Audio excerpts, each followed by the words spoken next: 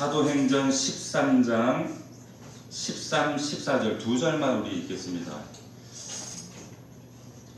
자, 우리 같이 합독합니다. 시작. 바울과 및 동행하는 사람들이 바보에서 배 타고 밤빌리아에 있는 버가에 이르니 요한은 그들에게서 떠나 예루살렘으로 돌아가고 그들은 버가에서 더 나아가 비시디아 안디옥에 이르러 안식일에 회당에 들어가 앉으니라. 아멘. 사도행전 강의 우리 오늘 벌써 27번째 시간입니다. 오늘 말씀은 요한이 그들에게서 떠나 이런 제목으로 함께 은혜를 나누겠습니다. 우리 한번 인사 좀 할까요? 우리 주 안에서 축복합니다. 사랑합니다. 인사 한번 합시다. 시작.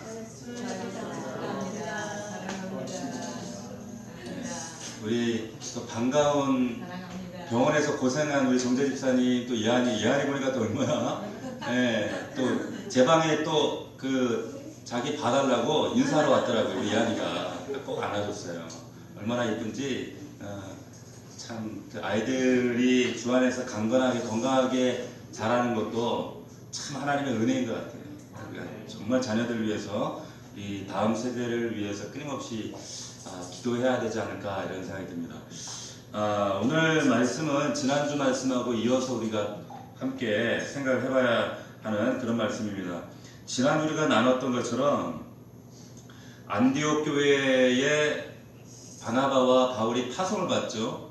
파송을 받고 역사적인 그 선교 제1차 선교 여행을 떠났던 그런 자리가 그 기착지가 바로 지난주에 우리가 함께 보았던 것처럼 구브로라고 하는 섬이었습니다.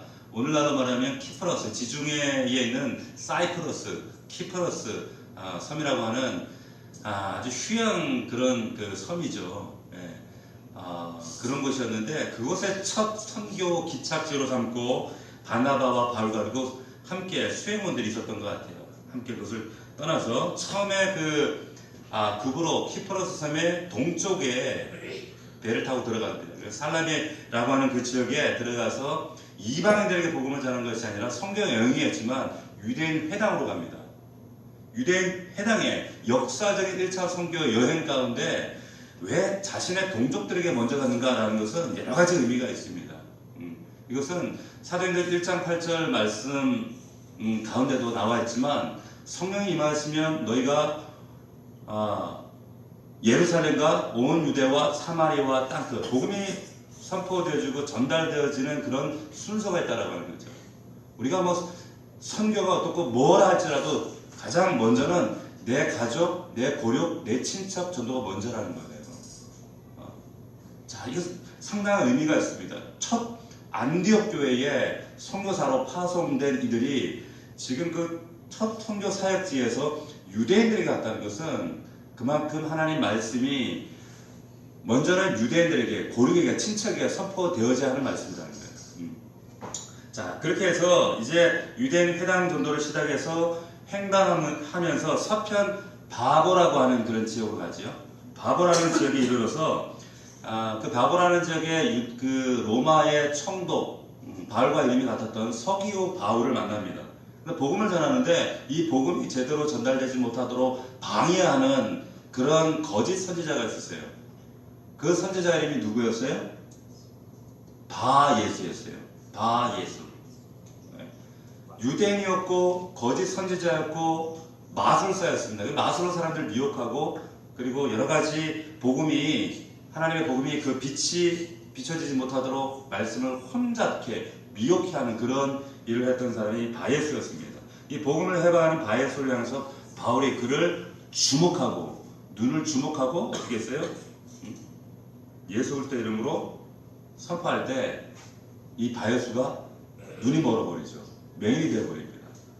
이 놀라운 이적을 보면서 이 서기오 총독 서기오 바울이 그 이적 때문에 놀라서 믿고 하나님 가르치심을 듣게 되었다라고 하는 것이 지난주까지 말씀이었어요. 그것이 12절까지 말씀입니다. 자, 우리 12절 말씀 한번 읽어볼까요? 12절 같이 읽습니다. 시작. 이에 총독이 그렇게 된 것을 보고 믿으며 주의 가르치심을 놀랍게 여깁니다. 할렐루야. 복음이 선포되어지고 예수 그리스도의 이름이 선포되어지는 그 현장 가운데는 하나님, 우리가 생각지도 못하는 상식과 이성을 넘어서는 하나님의 놀라우신 역사들이 나타납니다. 어디에서 나타나는가? 하나님의 은사와 은혜와 능력은 복음 전하는 자리에서 나타나는 거예요. 은사를 주시옵소서 그냥 주시는 것이 아니라 복음이 선포되어지는 자리에 주어져요.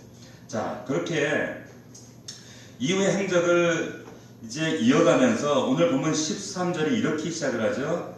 다시 한번 제가 볼게요. 바울과 및 동행하는 사람들이 바보에서 배 타고 밤빌리아에 있는 버가에 이르니 요한은 저에게서 떠나 예루살렘으로 돌아갔다. 이런 말씀이 등장합니다. 근데 여기 이제 새로운 사역지로 이동하는 이제 과정 가운데 독특한 지금 한 장면이 포착이 되어져요. 그게 뭔가 하면 여기 지금 그 세계 선교를 위해서 안디옥 교회에 성령의 보내심을 받고 파송된 그 출발할 때만 해도 그 출발지에서 그 이름의 선두에 누가 등장했는가? 바나바가 등장을 했어요. 그런데 오늘 여기 본문에 보면 순서가 뒤바뀌어 버립니다. 바울과 및 동행하는 사람들이 이렇게 공식적으로 바울의 이름이 선행되어지는 그런 장면이 등장합니다. 유대인의 관습에 의하면 이름의 순서는 그 단체와 마을과 그 사역에 있어서 서열을 의미해요. 이게 아주 전통적인 유대인의 관습이에요. 우리나라도 마찬가지죠. 그런 의식들을 가지고 있었어요. 그래서 사람의 서열을 뜻하는 이 유대인 이 이름의 순서가 그런 의미에서 본다면 지금 출발 당시에 바나바가 팀장이었는데 지금 누가가 의도적으로 지금 구브로 섬을 지나면서 우두머리 역할이 바울로 바뀌었다는 사실을 여기 말씀을 통해서 기록을 남겨두고 있는 겁니다. 슬그머니 바꿔놓죠. 자, 7절 말씀만 보십시오. 13장 7절 말씀을 보면 그가 총독 서기오 바울과 함께 했으니 서기오 바울은 지혜 있는 사람이라 바나바와 사울을 불러 하나님의 말씀을 듣고자. 여기 말해도 바나바와 사울 이렇게 나와요. 2절 말씀을 보십시오. 2절. 우리 2절 말씀. 안디옥 교회가 파송할 때만 해도 어땠습니까? 같이 읽어봅시다. 시작. 주를 섬겨 분실할 때에 성령이 이르시되 내가 불러 시키는 일을 위하여 바나바와 사울을 따로 세우라. 자, 바나바와 여기도 사울. 근데 오늘 본문에는 바울과 및 동행하는 사람들. 오늘 본문을 기점으로 리더십이 완전히 바울로 넘어갑니다. 이제 바나바는 뒤로 슬그머니 물러나고 바울이 전면으로 이제 이름이 선행되어지는 그런 장면들이 연이어 나옵니다. 그리고 이제 앞서 나왔던 베드로, 스데반 수많은 사람들 13장 이후에 모든 사건의 주제, 주인공은 바울로 다 이루어집니다. 그래서 13장 이후에는 초대교회 이야기가 아니라 어떻게 보면 바울 행전이에요. 바울 이야기가 쭉 나옵니다. 그런데 왜 어느 순간에 갑자기 이 사울이라고 하는 이 바울이 리더십의 중심에 서게 되는가? 그 결정적인 사건이 지난주에 우리가 함께 나눴던 9절 말씀이에요. 그 사건입니다. 9절 말씀에 보면 바울이라고 하는 사울이 성령이 충만한 그를 주목하고 그가 누구예요? 바예수예요. 하나님의 복음을 방해하고 여러 가지 신비한 이적으로 하나님의 복음이 들어가지 못하도록 서교의 믿음을 가로막고 있었던 그 바예수를 향해서 지금 바울이라고 하는 사울이 성령이 충만한 그를 주목해요. 근데 이때부터 사울이 이제 등장하는 거예요. 리더십이 이쪽으로 갑니다. 사역의 그 중심이 이 사울에게로 옮겨지게 됩니다. 자, 그런데 바나바 입장에서 보면 조금 한번 생각해 봅시다. 바나바 입장에서 보면 조금 불편할 수 있어요. 그렇지 않을까요? 바나바는 안디옥 교회의 담임 목사였습니다. 그리고 이 바나바가 사울이 박해자 핍박자로 있다가 다메섹에 예수 만난 이후에 아무도 그를 예수 믿는 사람이 인정하지 않을 때에 예루살렘 교회에 소개했던 사람도 바나바였어요. 그 리더십과 성경 교사였고 그리고 안디옥 교회 담임 목사였고, 그런데 그 선교 여행 중에 그 리더십이 바울에게로 넘어가요. 바나바가 불편했을 거예요.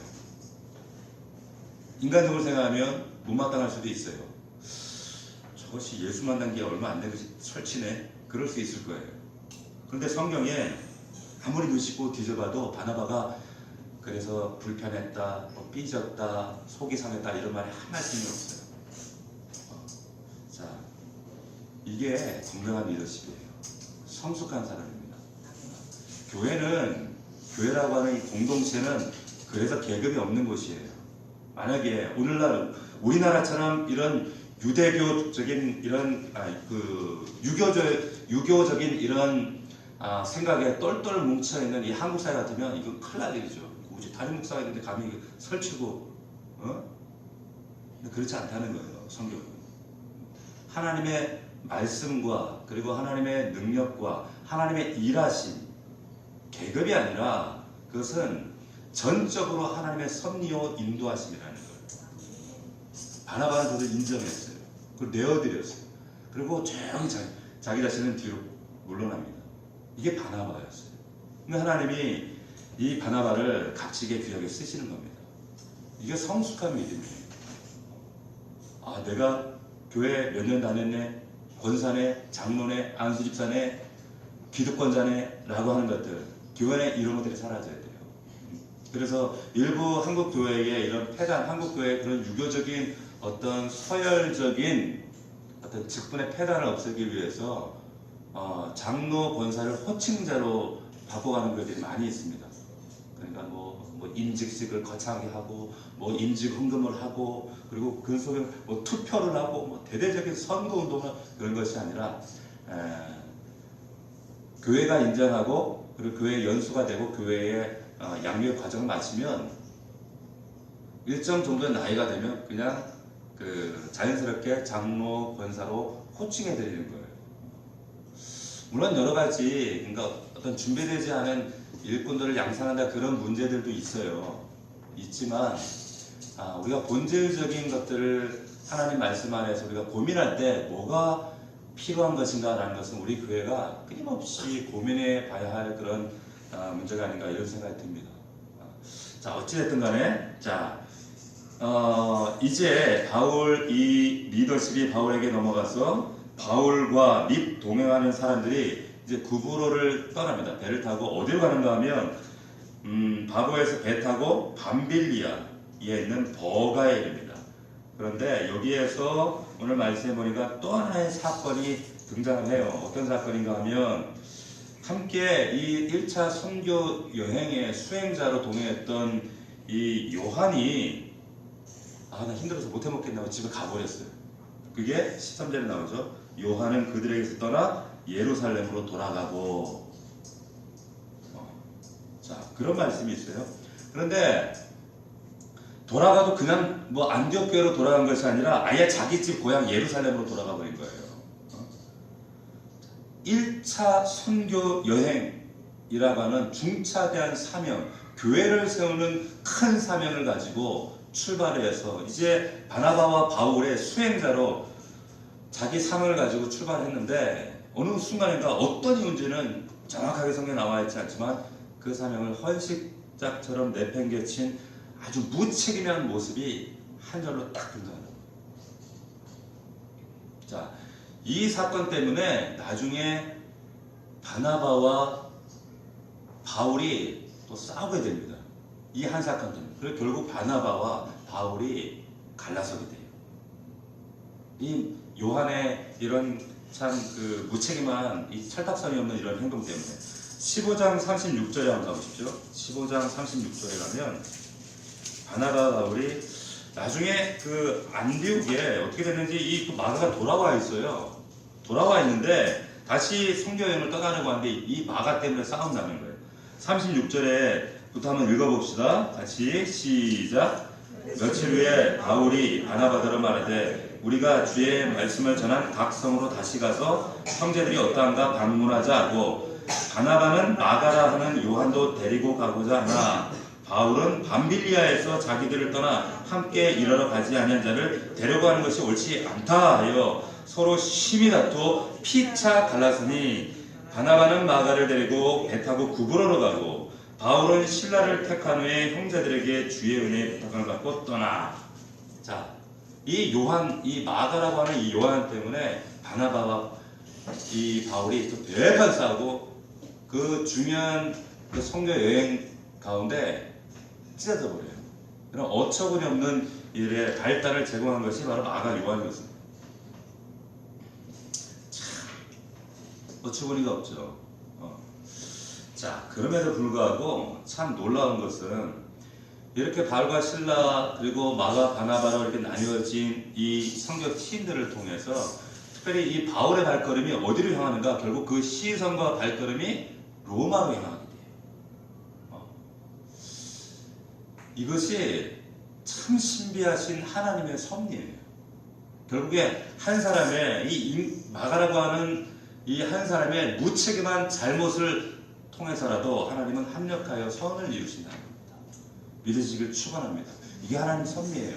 인간적으로 보면 아이고 그놈의 자식 진짜 못쓸 인간이다 싶지만 우리의 삶 가운데 하나님은 이러한 불편함과 또한 결핍과 어려움과 문제를 통하여 하나님은 새로운 하나님의 일들을 진행하고 계시다는 거예요. 예수 안에 있는 자들에게 하나님은 합력하여 하나님의 의도하신 선을 이루신 줄로 믿으시길 축원합니다. 자, 요한이 그런데 왜 보가에서 자기 책임을 갑작스럽게 내팽개치고 집으로 돌아갔을까? 여러 가지 그 신학자들의 여러 가지 그 의견들이 있어요. 그 의견들 가운데 한 가지는 우리가 이 마가라고 하는 요한은 바나바의 조카입니다. 생질 혹은 이 생질이라고 하는 의미가 조카라고 하는 뜻인데 그 원어의 의미는 사촌이라고 하는 뜻하고 같아요. 그래서 이게 정확하게 조카인지 아니면 사촌지가 아닌지 명확하지는 않지만 어쨌든 간에 같은 혈육이라는 뜻이에요. 그런데 처음 안디옥에서 파송 받을 때만 해도 바나바가 담임 목사였고 리더십이 있었는데 어느 순간에 이게 역전이 됐어요. 마가가 이것이 불편해서 못마땅해서 중도에 선교를 그만두고 돌아갔을 것이다 라고 하는 그런 이야기들이 있어요. 근데 충분히 그런 상황과 정황을 보면 그런 유추가 가능해요. 그런데 정확한 근거는 있지는 않습니다. 또 하나는 지금 이 밤벨리아 버가라고 하는 지역이 이 저지대입니다. 저지대인데 이 지역은 굉장히 풍토병이 많고 말라리아가 많은 지역입니다. 지금도 그래요. 그래서 이 지역에 갔을 때에 이 마가 요한이라고 하는 사람이 당시에 금수저였어요. 그냥 부잣집 막내 아들로 자랐어요. 그래 그 선거지 현장을 보고 아이고 하고 그냥 놀래서 뒤로 갔다 도망갔다 라고 하는 이런 이야기가 있고, 그런데 오늘 본문에 보면 우리가 또 하나 유추할 수 있는 그 사건이 있어요. 그게 뭔가 하면 14절이에요. 14절 한번 같이 한번 다시 읽어보겠습니다. 시작. 그들은 버가에서 더 나아가 비시디아 안디옥에 이르러 안식일에 회당에 들어갔다. 자, 여기 보니까 버가에서 전도를 하지 않고 선교를 하지 않고 거길 지나쳐가 버려요. 근데 왜 지나쳐갔는지 잘 모르겠어요. 근데 버가라고 하는 지역도 충분히 선교하기에 큰 아주 대도시였어요.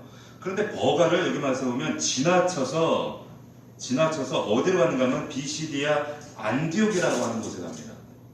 그런데 이 버가에서 다음 목적지인 이 그 비시디아 안디옥까지 거리가 230km입니다. 230km. 근데 이 버가에서 이 그 비시디아 안디옥까지 가기 위해서는 이 비시디아 안디옥은 그 우리 지도상으로 보면 술탄산맥 끝자락, 남북 끝자락이었는데 거기를 다다르기 위해서는 그냥 평지가 아니라 산맥, 타우로스라고 하는 산맥을 지나가야 돼, 넘어가야 돼. 근데 지금도 산맥을 넘어가는 것이 어렵겠지만 그때 당시만 해도 이 타우로스 산맥을 넘어간다라고 하는 것은 당시에 이 산맥 주변에 강도들이 도적들이 그렇게 많았어요. 그러니까 목숨을 걸고 넘어가야 되는 그런 산맥이었어요. 더군다나 기차가 있어요. 비행기가 있어요. 버스가 있어요. 그 산맥을, 그 위험한 길을 도보로 산맥을 넘어가야 되는 거예요. 자, 그럼에도 불구하고 지금 2차년 전에 그 타로스 산맥을 넘어간다? 보통 일이 아니죠. 그런데 어떠한 이유인지 모르지만 버가를 지금 그냥 지나쳐서 바울과 바나바가 우리는 그래도 무조건 고다 하고 갔을 때 마가가 손을 들어버린 거예요. 아, 나 여기 못 가겠습니다. 나 여기는 못 가겠습니다. 자, 이 마가가, 여러분, 마가라고 하는 이름은 그 로마식 이름이고 유대식 이름이 요한입니다. 여러분, 마가 하면 뭐가 떠오르세요? 이 마가 요한 하면 제일 먼저 떠오르는 게 뭐가 떠올라요? 우리 공장복음의 마가복음의 저자가 이 마가입니다. 이 마가 요한이에요. 자, 이 이후에 마가 요한은 나는 도저히 힘들어서 못하겠다고 중간에 돌아가 버리고, 바나바와 바울은 그럼에도 불구하고 타우로스 산맥을 넘어서 비시디 안디옥으로 선교여행을 돌진해 들어가요. 근데 그 이후에 마가 요한에 대한 행적이 성경에 잘 드러나지 않습니다.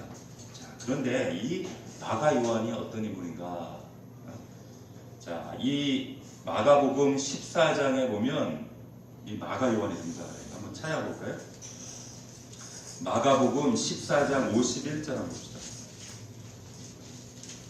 아주 재미있는, 마치 사파 같은 그런 장면이 한 장면 짠 등장하는 그런 이야기가 있습니다. 마가복음 14장 51절 52절.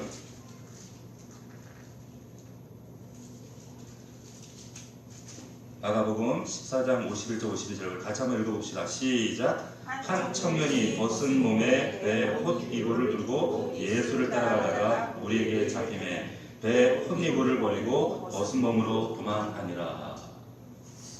이 청년이 누굴까요? 마가 요한이에요. 재밌지 않아요? 자, 이 마가복음의 저자가 마가 요한입니다. 여러분, 이 마가가 제가 앞서 금수저라고 말씀드렸는데, 왜 금수저인가 하면 예수님의 최후의 만찬할 때 마가 다락방, 그 다락방이 얘네 집이에요. 오순절 성령이 임하셨던 120명의 성도들이 모여서 기도했던 그 마가 다락방이 얘네 집이에요. 그 말은 이 집이 어마어마한 부자였다는 뜻이에요. 그러니까 부잣집 아들의 금수저로 태어나서 고생하고 상관없는 그런 삶을 살다가 지금 은혜 받고 지금 예수님 만나고, 그래서 지금 언급결에 예루살렘에서 안디옥까지 와서 지금 선교사랑 함께 파송이 됐는데, 타우로스 산맥 앞에 딱 다다랐을 때 아이고, 나는 힘들어서 못 해먹겠다, 돌아가는 거예요. 아, 이거는 진짜 아니다, 돌아가는 거예요. 자, 그런데 전과가, 이 마가 요한이 과거에도 이런 전과가 있었다는 거예요. 여기에 보면 한 청년이 등장을 해요. 한 청년이 벗은 몸에 홑이불을 들고 예수를 따라가다가 도망갔다는 거예요. 예수님께서 잡히시던 그날 밤에 왜 홑이불을 두르고 예수를 따라갔는지 모르겠어요. 이 마가는 예수님의 제자는 아니었어요. 그러나 예수님의 말씀을 듣고 쫓아다니던 그런 무리 중에 한 사람이었어요. 그런데 어떤 사람이, 야, 너도 예수 따르는 사람 아니야? 그랬더니 그 말 한마디에 그 얘기 듣고 지금 홑이불을 벗어던지고 알몸으로 도망갔다는 거예요. 이 장면을 지금 마가 요한이 지금 그 3인칭 시점으로 한 청년이 이렇게 기록을 남겨두고 있는 거예요. 왜 이런 이야기를 기록하고 있을까요? 왜 마가가 예수님의 체포 기사 가운데 느닷없이 갑자기 이런 사파 같은 이야기를 이 마가복음에 이렇게 사파처럼 딱 끼워뒀을까요? 이 주인공이 바로 나라는 거예요. 너무 부끄럽기 때문에 마가가, 내가 이런 말을 쓰지 않고 한 청년이 이렇게 기록하고 있는 겁니다. 그리고 결국에 그 과거에 예수님께서 그 고통에 우리를 위한 구원의 십자가를 지고 하는 그 현장에서 도망쳤던 그 마가, 빨가벗고 알몸으로 걸치지 못하고 도망갔던 그 사람이 바로 나야라고 하면서 마치 고백록처럼 참회록처럼 이 말씀을 마가복음의 사파처럼 딱 기록하고 있더라는 겁니다. 근데 옛날에 재벌은 나 못 준다고 지금 선교지사 또 마가가 그러는 거예요. 지금 예수 그리스도의 복음의 사명을 감당 첫 선교 사역을 위해서 지금 출발한 그 중요한 중차대한 그 선교 여행 가운데 거대한 타로스 산맥 앞에서 그 위험 앞에서 꼬꾸라져서 아이고 나는 여기는 못 가겠습니다 하고 돌아가 버린 거예요. 자, 이게 우리 모습이고 이게 내 모습이에요. 우리가 참 예수 믿다가 하나님 섬기다가 신앙생활 열심히 하다가 얼마나 우리가 환경 앞에 사람 때문에 또 타로스 같은 거대한 산맥이라는 그 문제 앞에서 우리가 뒷걸음질 치고 옛사람으로 돌아가고 육신의 사람으로 돌아가고 이럴 때가 얼마나 많이 있습니까? 늘 고민하고 늘 주님 생각보다 내 생각 내 고민으로 가득 차 있고 제가 얼마 전에 저희 교회 금요일날 방문했던 서정현 목사님이 제 학부 신학교 동기입니다. 우리 그런 얘기를 우연히 했어요. 우리 신학교 학부 때 함께 공부했던 그 친구들이 지금 다 어디서 어떻게 목회를 하고 있나 손을 꼽아봤더니 채 몇이 안 되는 거예요. 제가 입학할 때 70명이 입학을 했어요. 근데 70명이 입학했는데 지금 목회하는 친구들이 몇이나 될까요? 몇이나 될까요? 퀴즈. 7. 5. 10명이 채 안 됩니다. 70명 나옵니다. 60명은 다 예루살렘으로 돌아가 버렸어요. 대마처럼 세상으로 돌아가 버렸어요. 한 친구는 저희가 설립 예배 때 교회에 또 왔었어요. 지금 분당에 있는 어떤 그 만나교회 권사예요. 거기에 감독의 남자 권사였는데 근데 그 친구는 아주 공부를 잘했어요. 아주 목회라도 저 친구는 목회 잘할 거야. 근데 그 친구는 지금 그 공무원을 하고 있습니다. 지금 문재인 정부 들어가고 이번에 청와대로 들어갔어요. 그 국가기록원 일을 하는 그런 친구인데 다 세상 길, 자기 길, 다른 길로 나갑니다. 그런 얘기를 하면서 이제 우리 서목사가 그런 얘기를 했어요. 그 친구도 개척을 했단 말이에요. 한 10년 전에.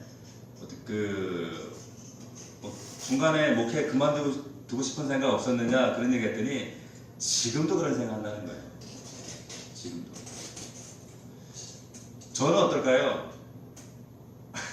저도 마찬가지예요. 저도 지금 목회 신학교 들어가서 신대원 다니고 지금까지 제가 끊임없이 하나님께 질문했던 거 하나님 제가 제대로 가는 거 맞아요? 이 길 좀 안 가면 안 돼요. 그런 얘기들 끊임없이 합니다. 그게 연약한 우리 모습이에요. 연약하고 곤고한 저나 여러분이나 하나님 앞에 이 마가 같은 모습이 우리 안에도 있다는 겁니다. 제가 이 목회를 하면서 늘 가지고 있던 생각, 하나님, 아니 먹고 살 일이 없어서 제가 꼭 이렇게 이 길을 가야 되겠습니까? 네.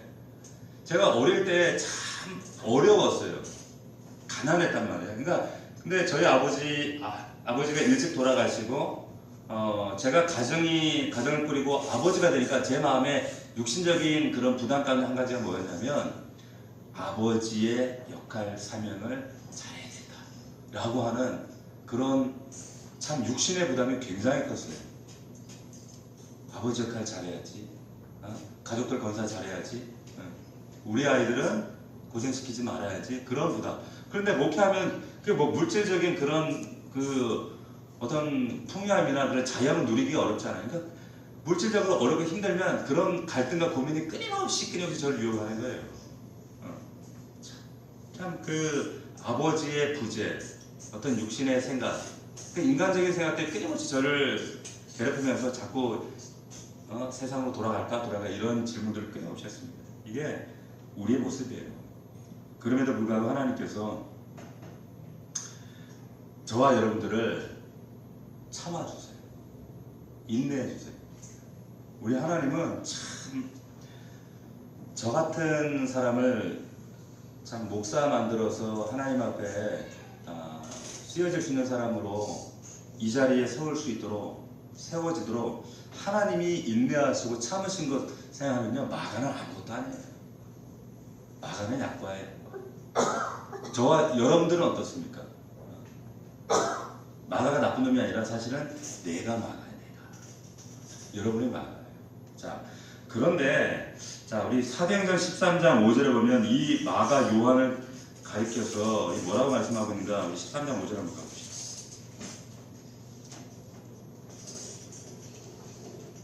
사도행전 13장 5절이에요. 사도행전 13장 5절. 자, 첫 파송받을 그 당시. 자, 우리 같이 한번 읽어볼까요? 시작. 살라미에 이르러 하나님의 말씀을 유대인의 여러 회당에서 전할 때 요한을 수행원으로 두었더라. 수행원이라고 했어요. 바나바와 바울의 수행원이라고 그랬어요. 옛날 성경에는 이것을 수종자다 이렇게 기록을 하고 있습니다. 자, 이 수행원, 이 수종자라고 하는 이 원어의 뜻이 휘페레테스예요. 휘페레테스. 이 휘페레테스의 의미가 뭔가 하면, 여러분 우리가 영화에서 보면 배너라든지 이런 영화에 보면 배 밑에서 노젓는 사람들 있죠. 이 사람들을 휘페레테스라고 불러요. 그러니까 여기 수행원, 수종자라고 하는 게 바로 이 로마 시대의 함선 아래에서 이 노예들이 양쪽으로 줄을 쫙 앉아 있잖아요. 노를 젓는 거예요. 이 노예들은요, 목적지가 어딘지 몰라요. 밖을 볼 수도 없어요. 밖을 볼 필요도 없어요. 오직 함장이 전진하면 가는 거예요. 그냥 그 북에 맞춰서 북을 세게 치면 빨리 가고, 천천히 천천히 가고, 멈추라면 멈추고, 그게 바로 히페레테스입니다. 그런데 이 마가 요한의 역할이 바로 히페레테스라는 거예요.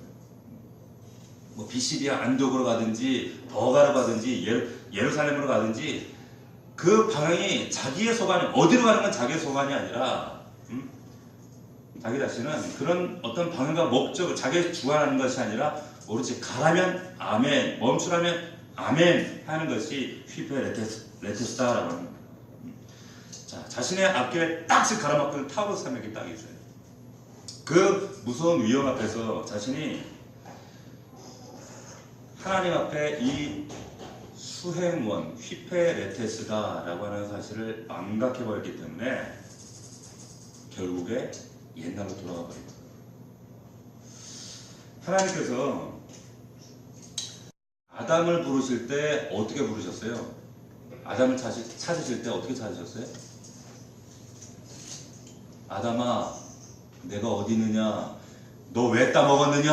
너 어디 숨었느냐? 하나님이 죄를 지적하거나 아담을 찾질 않아요. 그냥 아담아, 내가 어디 있느냐? 죄를 지적하거나 책망하시거나 하는 말씀이 아니라 아담아, 내가 어디 있느냐? 이 말은 뭐냐면 네 위치가 어디 있느냐? 이렇게 물으세요. 다시 말하면 아담이 자신의 위치를 망각했다는 거예요.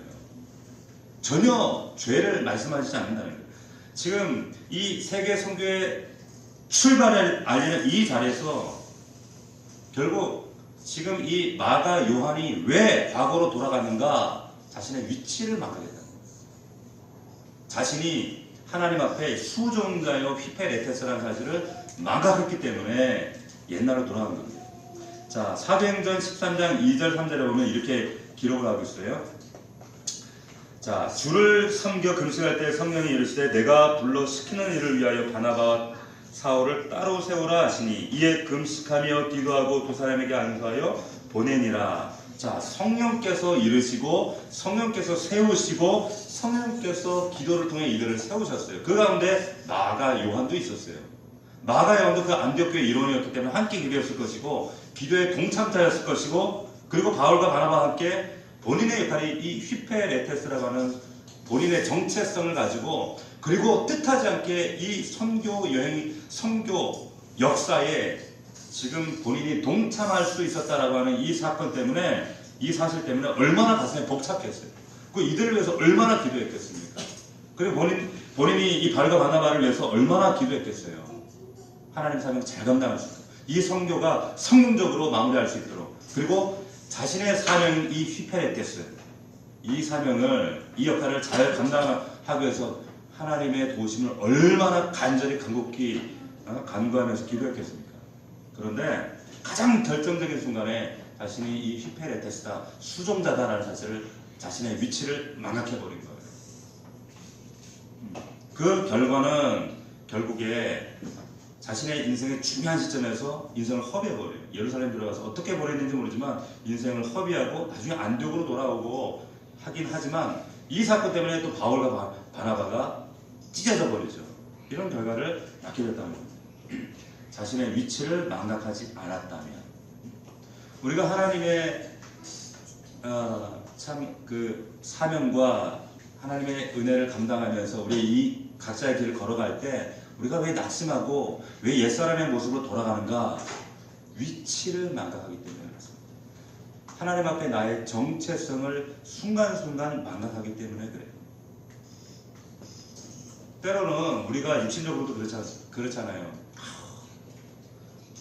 가끔 우리 남자 성도들과 이제 이런저런 세상 돌아가는 얘기나 직장 사는 돌아가는 얘기를 하다 보면, 목사님 다 때려치우고 싶어요. 회사 그만두고 싶어요. 다 버리고 싶어요. 산속에 들어가 살고 싶어요. 막 그런 얘기들을 하시는 분들이 왕왕 있어요. 그럼에도 불구하고 왜 버팁니까? 자신이 가장이라고 하는 정체성, 아버지라고 하는 정체성, 내가 내 위치 자리를 지켜야 한다는 그 사명 때문이에요. 영적인 자리에서도 마찬가지입니다. 우리가 하나님 앞에 하나님의 자녀로서, 성도로서, 또 하나님이 부르신 주의 일꾼으로서 내 위치와 내가 하나님 앞에 휘페레테스입니다. 나는 단지 배 밑창에서 노 열심히 젓는 이런 노예에 불과합니다. 밖을 볼 수도 없습니다. 내 의사는 있을 수 없습니다. 내 생각은 없습니다. 라고 하는 이 자신의 정체성을 망각하기 때문에 옛사람을 자꾸 후퇴하는 거예요. 그래서 자꾸 후퇴하는 겁니다. 고린도전서 4장 1절 2절 한번 찾아가 봅시다. 고린도전서 4장 1절 2절. 자, 고린도전서 4장 1절 2절 말씀에 보면 이 휘페레테스가 등장을 해요. 같이 한번 읽어봅시다. 시작. 사람이 마땅히 우리를 그리스도의 일꾼이요 하나님의 비밀을 맡은 자로 여길 자다. 그리고 맡은 자들에게 구할 것은 충성이니라. 자, 아멘. 여기 보면 사람이 마땅히 우리를 그리스도의 일꾼이다. 이 일꾼이 바로 휘페레테스예요. 일꾼은 뭐예요? 배 밑창에서 함장의 명령에 따라 열심히 배가 전진할 수 있도록, 때로는 멈추면 멈추는 대로, 가면 가는 대로, 그 북수도에 맞춰 열심히 노를 젓는 사람, 이게 바로 휘페레테스 일꾼이라는 거예요. 이 일꾼은 하나님의 비밀을 맡았다는 거예요. 그리고 여기 마지막 절에 보니까 그리고 맡은 자들에게 구할 것은 충성이니라. 이 충성이라고 하는 것은 뭐 교회 와서 화장실 청소하고 뭐 밥하고 뭐 교회에서 뭐 이런저런 봉사하고 그런 충성이 아니라, 이 충성이라고 하는 그 단어의 의미가 피스테스입니다. 무슨 말이에요? 믿음이에요. 믿음이라는 단어와 같은 단어예요. 근데 그 믿음이라는 단어는 페이스풀리스, 변하지 않은, 신실하게 항상 자신의 자리와 위치를 지키는 거예요. 아담아 내가 어디 있느냐, 하나님의 의도하셨던 그 위치, 그 자리에 지키는 거예요. 그게 믿음이고 그게 충성입니다. 이게 일꾼이라는 거예요. 자, 이 마가 요한이 이걸 잃어버렸어요. 그래서 예루살렘으로 도망간 겁니다. 오늘 본문이 분명히 우리에게 주는 중요한 메시지가 있다고 생각되어집니다. 우리 믿는 사람들에게 있어서 이 수종자 되는 것, 그리고 휘페레테스, 이 수행원이 되는 것, 이것이 우리의 심령 속에 각인이 되어지지 않으면 늘 내 자신이 이 수행자, 수행원이 아니라 내가 주권자가 되는 거예요. 자기중심적인 삶이 되면 언제든지 우리는 예루살렘으로 돌아갈 수 있어요. 옛사람으로 돌아갈 수가 있어요. 예수 그리스도가 우리 인생의 주권자가 되시고 우리는 그분의 수종자입니다. 수행원입니다. 여러분들 믿으시길 축원합니다. 이것을 망각하면 나의 정체성을 망각하는 그 순간 신앙생활이 어느 순간인가 옛사람의 종교생활을 하던 그때의 모습으로 우리가 그 나라가 떨어져 있다는 거예요. 예수 믿는다, 우리가 크리스천이다 라고 하는 것, 주님을 자기 인생의 주인으로 모시고 그분이 내 인생에 그분을 주인으로 모신 자들이라는 의미에서 우리는 전적으로 주님의 휘폐를 했어야 돼요. 그렇게 되시길 주의 이름으로 축원합니다. 이걸 늘 잊지 않아야 돼요. 이걸 늘 망각하지 않아야 돼요. 그러면 한순간에 하나님 우리를 찾으세요. 아담아 내가 어디 있느냐. 우리의 잘못을 지적하는 것이 아니라 우리의 죄를 지적하시는 것이 아니라 항상 하나님은 우리의 위치를 찾으세요. 죄라고 하는 것은, 성경의 죄라고 하는 것은 가늠죄, 도둑질, 사기, 성경이 근본적으로 말하는 죄는 위치에서 이탈한 거예요. 천사가 사단이 원래 천사였어요. 그 사탄의 죄가 뭡니까? 하늘을 보자 자기 위치를 이탈한 게 마귀의 죄예요. 사단의 죄입니다. 아담이 자신의 위치, 자신이 지켜야 할 그 자리를 벗어난 그것이 죄예요. 하마르티아, 관역에서 벗어났다는 거예요. 벗어난 것이 죄예요. 성경은 그것을 죄라고 얘기합니다. 자, 하나님 앞에서 우리 정말 가정에서, 교회에서, 세상에서 하나님이 의도하신 자리를, 위치를 지킬 수 있는 저와 여러분들이 되시길 주의 이름으로 축원합니다. 자, 마가 요한이 이 사건 때문에 참 본인도 괴로웠을 거예요. 얼마나 참 자기 때문에 바나바와 바울이 찢어지죠. 본인도 지금 예루살렘에 돌아왔지만 또 괴로워서 다시 안디옥으로 돌아오잖아요. 다시 조우했을 때 그 안에 아마 성경에 기록되지는 않았지만 참 그 당시에 예루살렘 교회와 너 왜 갔니? 안디옥 교회로 왔더니 너 또 왜 여기 있니? 얼마나 민망했겠어요. 참 그 당시에 그 초대교회, 안디옥 교회, 예루살렘 교회 마가라 그러면 참 여러 사람들 입에 구설수에 오르고 비난의 대상이 되어지고 본인 자신도 괴롭고 낙심되고 좌절되었을 거예요. 이 마가의 인생이 이렇게 끝나버렸나? 아니에요. 그럼에도 불구하고 하나님은 이 두 번씩이나 처음에는 예수님 잡히던 그때에 빨가벗고 도망갔던 그 마가, 그리고 그 중차대한 선교 여행 가운데 그 타고서 산맥 앞에서 나 이거 못하겠다 도망갔던 그 마가, 그럼에도 불구하고 하나님은 이 마가도 만들어서 사용하세요. 자, 디모데후서 4장 11절에 보면 이런 말씀이 있습니다.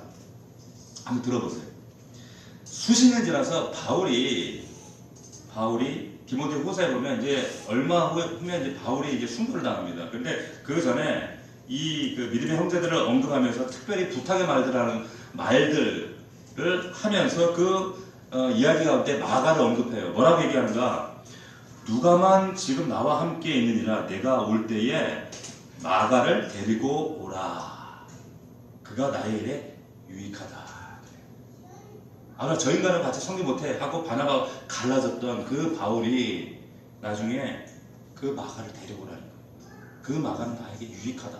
나중에 다시 관계가 회복되어지고 아주 그 바울이 어려운 지경에 있을 때 마가가 아주 중차대한 삶을 감당합니다. 그런 동역자로 서게 돼요. 이후에 2차 선교 여행에서 바나바와 동행하게 되어지고요. 이후에는 훗날 베드로의 제자가 됩니다. 베드로의 아주 충실한 이런 수행원이 돼요. 그래서 베드로의 어떤 설교를 통역하고 또 베드로가 예수님 만났던 그 사건들을 설교할 때마다 그것을 다 통역해주는 그런 역할들. 그래서 베드로에게 들었던 그 설교와 이야기들을 기록하고 모아서 만든 게 마가복음이에요. 여러분, 마가복음 때문에 마가복음이 공간복음 가운데 제일 첫 번째로 쓰여졌어요. 마가복음을 근거로 해서 마태와 그리고 누가와 요한복음이 쓰여진 거예요. 그러니까 얼마나 이 마가가 중요한 초대교회의 큰 역할과 사명을 감당했다는 것을 우리가 알 수가 있죠. 근데 마가 요한이 어떻게 그때의 좌절과 낙심을 어떻게 극복해낼 수 있었을까? 빌립보서 3장 12절 비결의 말씀이 거기 있는 거예요. 바울의 고백이지만 제가 우리말 성경을 한번 읽어드릴게요. 한번 잘 들어보세요. 자, 마가가 어떻게 그런 낙심과 자신의 모습, 그런 연약한 모습, 그럼에도 불구하고 이렇게 하나님이 쓰시는 주의 일꾼으로 굳건하게 거듭날 수 있었는가? 빌립보서 3장 12절에 보면 우리말 성경에 이렇게 기록하고 있습니다. 내가 하나님께서 원하시는 모습으로 이미 완성되었다고 말하는 것이 아닙니다. 나는 아직 목표에 이르지 못했습니다.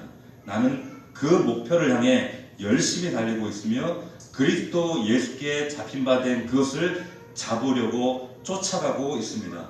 형제 여러분, 내가 아직 목표에는 이르지 못했으나 여러분에게 한 가지 자신 있게 말씀드릴 수 있는 것은 내가 과거의 것을 잊어버리고 앞에 있는 목표를 향해 힘껏 달리고 있다는 것입니다. 할렐루야. 바울의 고백이에요. 그러나 마가도 그 마음 가운데 이런 고백이 있었다는 거예요. 옛사람을 십자가에 못 박고 나는 연약하고 나는 또 실수하고 나는 실패할 수밖에 없고 그럼에도 불구하고 나의 믿음이 여전히 연약한 것 같지만 나는 그럼에도 불구하고 오직 표대를 향해 목표를 향해 나는 과거의 것을 잊어버리고 지금 열심히 달려갑니다. 그게 우리의 사명이에요. 믿으시길 축원합니다. 이게 마가의 모습이 우리의 모습이에요. 자, 참 우리가 옛날 우리의 신앙생활, 지금까지 우리의 믿음생활을 이렇게 돌이켜보면 참 창피한 것 뿐이에요. 만약에 우리의 믿음생활, 옛날 시네마 천국처럼 우리의 그 믿음을 영화처럼 쫙 본다면 이거 좀 자신있게 보여줄 사람이 누가 있겠어요? 얼마나 부끄럽습니까? 얼마나 초라합니까? 얼마나 실수가 재투성입니까? 그럼에도 불구하고 우리가 낙심할 필요가 없다는 것. 이런 마가도 이렇게 두 번씩이나 중차대한 큰 실패와 실수를 경험했던 마가도 하나님은 만들어서 마가복음의 저자로 위대한 사도로 하나님 쓰신다는 거예요. 저와 여러분들을 하나님 그렇게 쓰실 줄로 믿으시길 축원합니다. 하나님 그렇게 쓰셔요. 성경의 모든 인물이 다 그랬어요. 아브라함도 그랬고요, 야곱도 그랬고요. 성경은 아브라함의 믿음이 대단해서가 아니고 야곱의 믿음이 대단한 게 아니에요. 그런 참 남 속이고 거짓말하고 다윗처럼 간음이나 하고 이랬던 자들도 하나님의 사람으로 만들어 쓰신 하나님의 그 놀라운 역사를 기록한 게 성경이에요. 하나님의 그 놀라운 역사가 우리의 삶 가운데, 저와 여러분들의 삶 가운데도 동일하게 역사하실 줄로 믿으시길 축원합니다. 이 마가가 나중에 베드로, 바울이 이제 순교하고 베드로가 순교한 이후에 이 베드로의 삶을 그대로 이어봤습니다. 그리고 역사 사료에 의하면 이집트로 가요. 이집트에 있는 알렉산드리아로 가서 거기에 교회를 세웠다라고 하는 그런 역사적인 사료들이 있어요. 그리고 지금도 이집트의 그 북부에 가면, 북부 알렉산드리아에 가면 성마가 교회가 세워져 있습니다. 이렇게 하나님이 크게 쓰시는 인물이 됐다는 거예요. 자, 말씀을 정리하겠습니다. 우리가 신앙생활 하다 보면 우리도 이렇게 마가처럼 닥치게 되는 내 현실적인 타우로스 산맥 같은 그런 문제 앞에서 우리가 뒤로 물러날 때가 있어요. 그때 우리가 생각해야 될 것은 혹 우리가 물러날지라도 낙심해서는 안 된다는 거예요. 우리가 바울과 바나바처럼 그 산맥을 돌파할 수 있다면 감사하지만 그렇지 못할지라도 하나님은 합력하여 선을 이루시는 우리 아버지가 되십니다. 믿으시길 축원합니다. 믿음으로 나아가야 돼요. 믿음으로 전진해 나가야 돼요. 우리는 우리 자신이 하나님 앞에서 그 말씀 앞에서 우리를 휘폐했댔다. 우리는 오직 주님을 수종드는 주님의 수행원이다. 하나님이 가라 하시면 간다. 라고 하는 그 말씀, 이 마가의 그 본래의 정체성을 우리도 놓치면 안 됩니다. 우리의 정체성을 망각할 때 우리가 한순간 우리도 옛사람의 모습으로 돌아갈 수 있다는 겁니다. 우리가 주님의 명령이라면, 말씀이라면 어떠한 가로막힌 타오르 산맥을 할지라도 믿음으로 담대하게 돌파해 나갈 수 있는 저와 여러분들이 되기를 주의 이름으로 축원합니다. 오늘 말씀을 기억하면서 저와 여러분들 다시 한번 하나님, 마가와 같은 모습이 우리 안에 있습니다.